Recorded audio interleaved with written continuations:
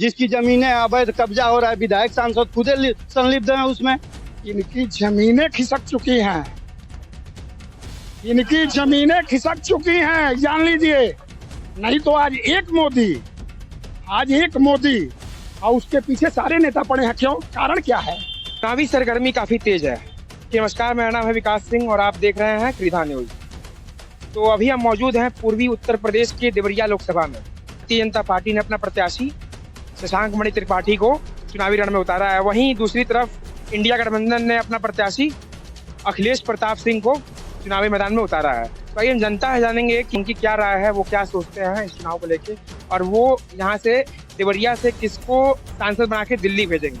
तो श्रीवास्तव जी, क्या कहना है आपका? आपकी बार देवरिया से को विजयी बनाना है आपको? भाई कांग्रेस को, यानी अखिलेश प्रताप सिंह जी को। तो अखिलेश प्रताप सिंह जी से क्या उम्मीदें हैं आपकी? लगता है क्या देवरिया के लिए वो कुछ विकास कर पाएंगे? विकास करेंगे, कुछ देखा जाएगा। भाजपा देखी गया, भाजपा वगैरह देखना हम लोगों को। भारतीय जनता पार्टी की 10 वर्ष की सरकार थी, तो क्या आप उनके कार्यों से खुश नहीं है? कोई कार्य मान लो, कोई लाभ नहीं लगता करे। जनता को प्रलोभन जरा अनाज पर बेचा जा रहा है।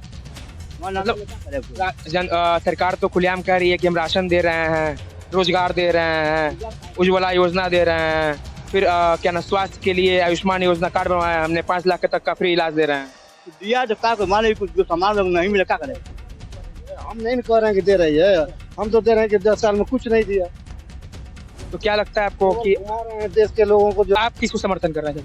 हम कांग्रेस को देंगे भाई। कांग्रेस को। कांग्रेस का जो प्रत्याशी हैं अखिलेश प्रताप सिंह जी, क्या लगता है अब की बार जीत हासिल? प्रत्याशी हैं, रुद्रपुर विधायक रहे, जितना काम किया कोई किया नहीं होगा। अखिलेश प्रताप के मुकाबले में यहाँ कोई काम किया था? प्रताप सिंह जी से क्या उम्मीदें हैं आपको? देवरिया के लिए क्या करेंगे आप? काम करेंगे, विकास करेंगे। ये सरकार जो है जुमलाबाजी करे, जुमलाबाजी के खिलाफ। इस हिसाब से देखा जाए तो देवरिया में सबसे बड़ी कमी क्या है? देवरिया की खड़े हैं वही सबसे बड़ी कमी जी। यहाँ जुलाई के महीने में पूरा इतना पानी भर जाता है और 7 विधायक भारतीय जनता पार्टी के, सांसद भी भारतीय जनता पार्टी के, नगर पालिका अध्यक्ष भी भारतीय जनता पार्टी के, जिला पंचायत अध्यक्ष भी भारतीय जनता पार्टी के। और आप यहीं चले जाइए, बेलडांड पकड़ी रोड पे कम से कम 5 साल से वो रोड टूटा हुआ था। और इनके जो तीनों विधायक हैं, बरहज, रुद्रपुर, देवरिया सदर, इन्होंने 5 साल में आज तक एक बार भी सूद नहीं लिया कि वो रोड बनेगा कि नहीं बनेगा, वहाँ की जनता की क्या सुविधाएं असुविधाएं हैं। ठीक। और यहाँ रहा सवाल देवरिया सदर के जो विधायक सांसद के प्रत्याशी हैं, हमको तो नहीं लगता है कि देवरिया की जनता इसके पहले उनको कभी देवरिया में देखी होगी। वो कहते हैं कि हम माटी के लाल हैं, हम माटी पे आज तक उनका पैरे नहीं पड़ा, तो माटी के लाल हो कैसे गए? बात छोड़िए, जब प्रधानमंत्री इतना झूठ बोल रहे हैं, सारे वादे उनके झूठे निकले। 2 करोड़ नौकरी देंगे किसानों को। हम भी किसान नेता हैं, लेकिन किसानों की आय दुगनी करेंगे। आज तक किसकी आमदनी दुगनी हुई? किसानों के MSP की बात करते हैं, 700 लोग शहीद हो गए, प्रधानमंत्री के सुनने नहीं गए। तो इस तरह से कितने किसानों को रौदवा दिए, और केनी कौन नेता है उसके लड़के ने लौट दिया। तो ये तो दशा है, दुर्दशा है। लोग ने खुद ही कल के 2 बच्चों को रौदा है, बृजभूषण सिंह के लड़के ने, सांसद कैसे जी बृजभूषण सिंह। अब उनके बच्चे ने जब 2 लड़कों को रौद दिया, आप ये बताइए उनके खिलाफ क्या कार्रवाई होगी, क्या एक्शन होगा? इसका तो कोई भरोसा नहीं है। आप ये बताइए, सरकार कहती है और जनता भी काफी कह रही है कि मतलब इस सरकार में, भारतीय जनता पार्टी की सरकार में, मतलब अपराध काफी स्तर तक कम हुआ। तो इससे आप कहाँ तक सहमत? जैसे आंकड़ों में अपराध कम हुआ, जमीनी हकीकत पे कहीं अपराध कम नहीं हुआ है। आज जाइए लोगों के खिलाफ, जिसकी जमीनें अवैध कब्जा हो रहा है, विधायक सांसद खुद संलिप्त हैं उसमें। विधायक कत्ल करना अपराध नहीं होता है। जितना महिलाओं, बनारस में लड़कियों के साथ दुष्कर्म हुआ है वो अपराध नहीं है। वो मणिपुर में अन्याय हो रहा है, प्रधानमंत्री एक दिन नहीं गए, वो अपराध नहीं है। अपराध। राहुल गांधी के बारे में क्या कहेंगे? राहुल गांधी तो इसमें सीनियर है, जस्ट मस्त आदमी है। और मैं चाचा जी आपसे एक प्रश्न करूंगा कि हमारे देश की जो मीडिया है और लोग भी कहते हैं कि राहुल गांधी मतलब कुछ बयान जो उनका है, बयान काफी मतलब लोचक रहता है, कुछ समझ में नहीं आता है, उनकी भाषा ही समझ में नहीं आती है लोगों। तो इससे आप कहाँ तक सहमत हैं? आप क्या कहेंगे राहुल गांधी के बारे में? राहुल गांधी का बयान हम रोज सुने, उतना बढ़िया बोलने वाला, उतना बढ़िया पढ़ा लिखा तो कोई है ही नहीं इस समय में। बिल्कुल, तो चाचा जी कह रहे हैं वो बात सही है।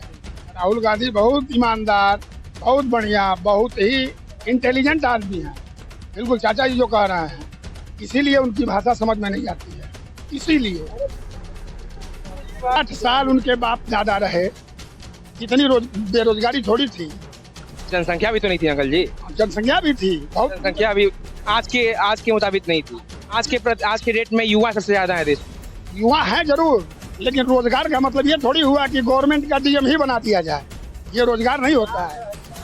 भर्ती ये निकाले हैं और उत्तर प्रदेश गवर्नमेंट के द्वारा जितनी ही परीक्षाएं कराई हो, अगर एक सफल परीक्षा पेपर लीक हो रहा हाँ, पेपर लीक का मामला जो है, एक सफल परीक्षा अगर ये कराए हैं तो अगर ये सुनिए, पहले इन्होंने कहा था, 1 मिनट सुनिए, 10 साल पहले 2014 में इन्होंने कहा था कि मैं 2 करोड़ युवाओं को रोजगार दूंगा, 15 लाख रुपए आपके खाते में आ जाएंगे।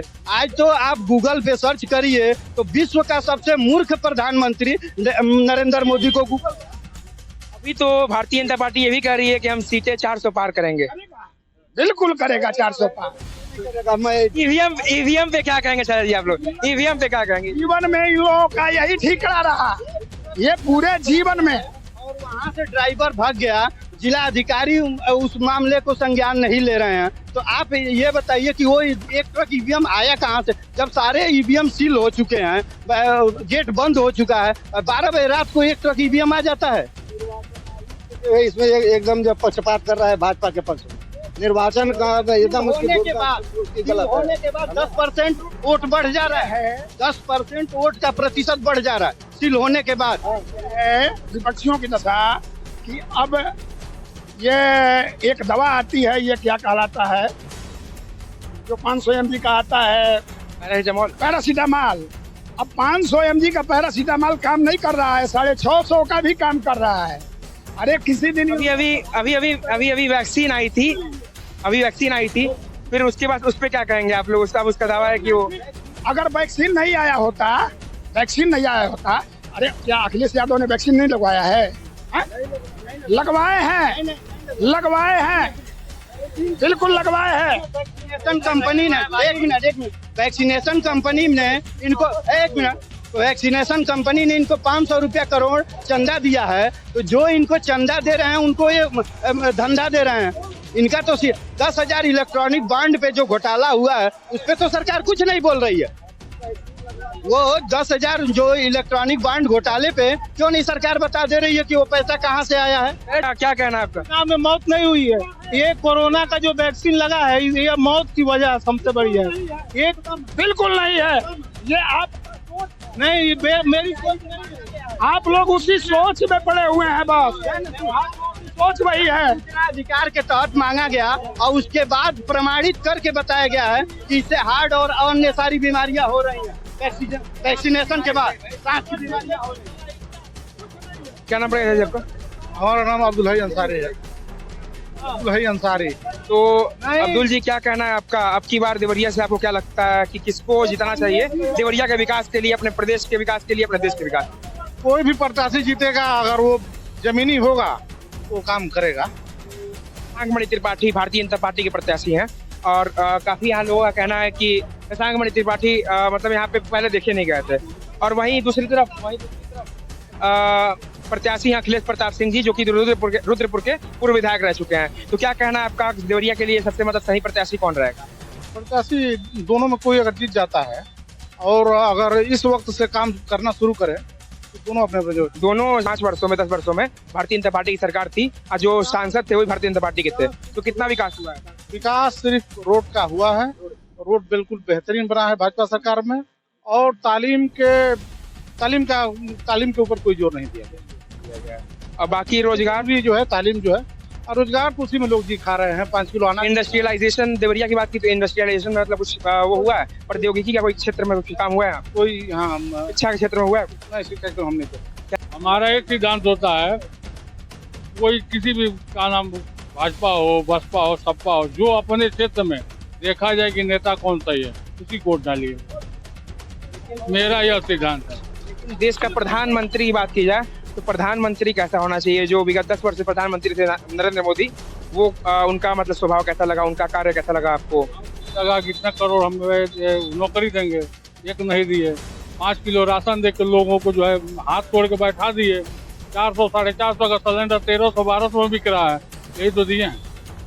फिर किसी को नौकरी मिली है? 10 साल होने कहीं मिला है किसी को नौकरी? मेरे ही 2 बच्चे, दोनों ने नौकरी लिया है और गवर्नमेंट के कलेजे में बांस गाड़ के लिया है और ढाला गाड़ के लिया है। अच्छा चाचा जी आप नहीं, वो कहेगा नहीं मिला है, उस लायक बनिए। अन्य गवर्नमेंटों में नौकरियां दी जाती थी, सारे परीक्षा होते थे और वो फिक्स बना दिया जाता था कि बस इनका ही होना ही है। अच्छे लड़के अपने अपने घर चले आते थे अपना मुंह मोड़ करके। चाचा जी हम बात करेंगे, आप कह रहे हैं कि नौकरियां मिल जा रही हैं, तो महंगाई पे क्या कहेंगे आप? हद हो गया। एक गवर्नमेंट एम्प्लॉई का तनख्वाह देखिए ना जरा, एक गवर्नमेंट एम्प्लॉई का तनख्वाह देखिए, परसों 2 रुपए था, आज 6 रुपए हुआ। बाकी जो गवर्नमेंट की बात कर रहे हैं, गवर्नमेंट नहीं जाएगी। गवर्नमेंट एम्प्लॉयज की बात कर रहे हैं आप। अब तो सारी चीजें धीरे धीरे प्राइवेटाइजेशन हो रही हैं, प्राइवेट हो रही हैं चीजें, रेलवे प्राइवेट हो ही गया। वो बढ़िया है। ट्रेन में लोग जाते थे, आधा ट्रेन में टिकट लोग कटाते थे, आधा ट्रेन गायब था। कौन है भाई? अब तो मैं सपा के नेता का कार्यकर्ता हूँ, मैं भाजपा के नेता का कार्यकर्ता हूँ, मैं कांग्रेस के नेता का कार्यकर्ता हूँ।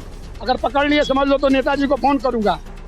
उससे गवर्नमेंट का नुकसान होता था, आज वो प्राइवेट कर दिया है, तो उसका देन ये है कि एक एक व्यक्ति का हिसाब हो रहा है उस ट्रेन के अंदर। डर के मारे कोई बैठने नहीं जा रहा है। आप एक बात बताइए, अभी जो गठबंधन हुआ है, इंडिया गठबंधन, राहुल गांधी जी ने जो कोalition हुआ है पूरे गवर्नमेंट का, समाजवादी पार्टी बाकी जितने भी हुई हैं सारी एक हुई हैं, तो इससे भारतीय जनता पार्टी को क्या मुश्किलें पड़ने वाली हैं, क्या लगता है? इनकी जमीनें खिसक चुकी हैं, इनकी जमीनें खिसक चुकी हैं, जान लीजिए। नहीं तो आज एक मोदी और उसके पीछे सारे नेता पड़े हैं। क्यों? कारण क्या है? आखिर कारण क्या है? एक मोदी है और सारे नेता उसके पीछे पड़े हैं गठबंधन बना करके। खूबियां है उस मोदी के अंदर। अखिलेश यादव जी ने एक स्टेटमेंट दिया था अपना कि अगर अब की बार भारतीय जनता पार्टी की सरकार आई तो हमारा संविधान खतरे में आ जाएगा। संविधान तो ये लोग कितने ही दिन पहले बेच चुके हैं। हाँ। राहुल गांधी क्या बतियाएंगे? जिनको मैं आपसे एक और प्रश्न करूंगा, आप भारतीय जनता पार्टी की बात कर रहे हैं आप, मैं एक बात करूंगा आपसे, जो संसदीय होता है सांसद का चुनाव, वो सबसे बड़ा स्तर का चुनाव है देश का, है तो होता है ना। अब ये बताइए, अभी सूरत में चुनाव हो रहा था सूरत में, तो वहाँ पे 18 प्रत्याशियों ने नामांकन किया था, उसमें से इंडिया गठबंधन यानी कांग्रेस का प्रत्याशी जो था उसका नामांकन रद्द कर दिया गया। उसके बाद से क्या नाम है ये बाकी जो अन्य 13 प्रत्याशी थे जो निर्दलीय थे, उन्होंने अपना पर्चा ही वापस ले लिया।